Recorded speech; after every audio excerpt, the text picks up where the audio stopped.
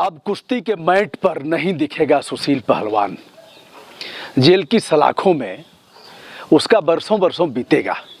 Trial में क्या होता है मुझे नहीं पता, लेकिन जिस प्रकार के गंभीर आरोप हैं और गंभीर धाराओं में मुकदमा दर्ज किया गया है सुशील पहलवान के ऊपर, मुझे नहीं लगता कि अब फिर सुशील कभी मैट पर कुश्ती करते हुए दिखेंगे और लोगों का प्रेम और लोगों का प्यार उनके प्रति इस प्रकार उमड़ेगा।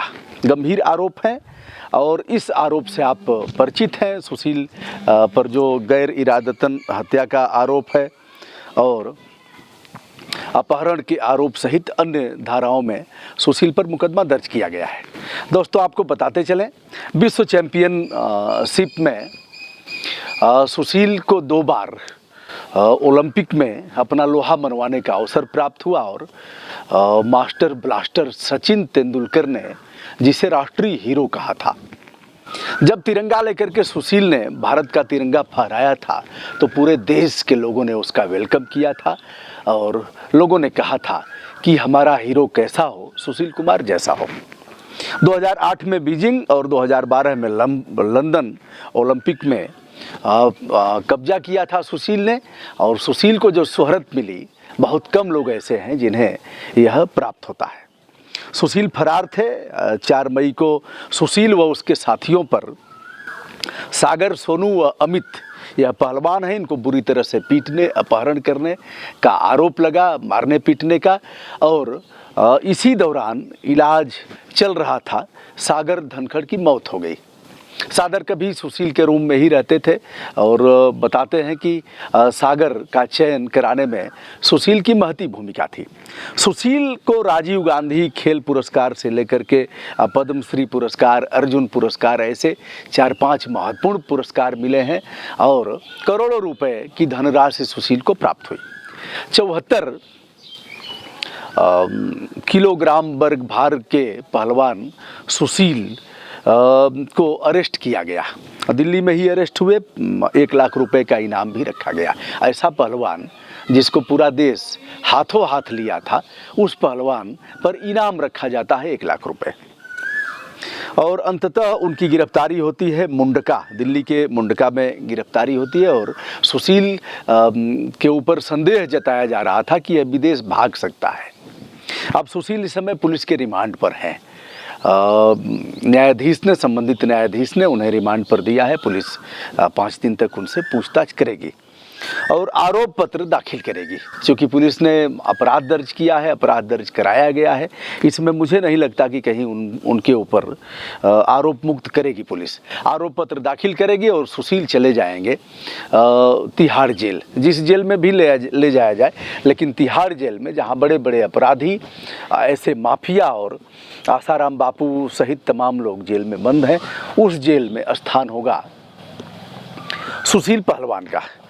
सुशील कुमार पहलवान अब जेल में रहेंगे और आम कैदियों की तरह, जिन्हें जो पहलवान भोर में उठता था और दूध, बादाम, पिस्ता, काजू और ऐसे नाश्ता होता था, सारी चीज़ें सुलभ थी जिस सुशील के लिए, वह सुशील अब जेल में सामान्य कैदियों की तरह उसे भोजन मिलेगा। हो सकता है कुछ और अधिक मिले, लेकिन अब सुशील अगर बाइज्जत बरी भी हो जाते हैं ट्रायल के दौरान, तो भी सुशील अब मैट पर नजर नहीं आएंगे। पहलवान इतना गंदा होगा, पहलवान इतना क्रूर होगा, पहलवान इतना बदमिजाज होगा, यह सोचा भी नहीं जा सकता। क्योंकि थोड़ा बहुत हमारा भी इससे वास्ता रहा है। तमाम पहलवानों का हमने, हिंद केसरी लाल जी पहलवान सहित मनोहर पहलवान और ऐसे तमाम पहलवानों का हमने साक्षात्कार किया है। बड़े शांत स्वभाव के। सुशील के बारे में भी बताया गया कि ऐसे ही रहते थे, नमस्ते भैया करके, और कभी ऐसा नहीं देखा गया। लेकिन अगर इनका देखा जाए, विवादों से जो वास्ता रहा है, इसमें तमाम पहलवानों ने इनके ऊपर आरोप लगाए।